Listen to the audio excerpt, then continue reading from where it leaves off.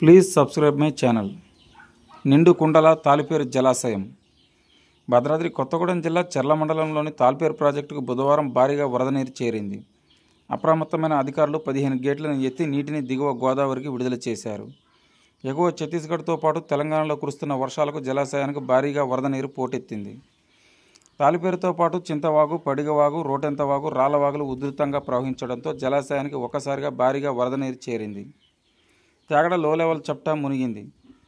చర్ల గోదావరి పరివాహక గ్రామాల మధ్యలో ఈతవాగు వరద రోడ్డుపైకి చేరుకోవడంతో రాకపోకలకు తీవ్ర అంతరాయం ఏర్పడింది.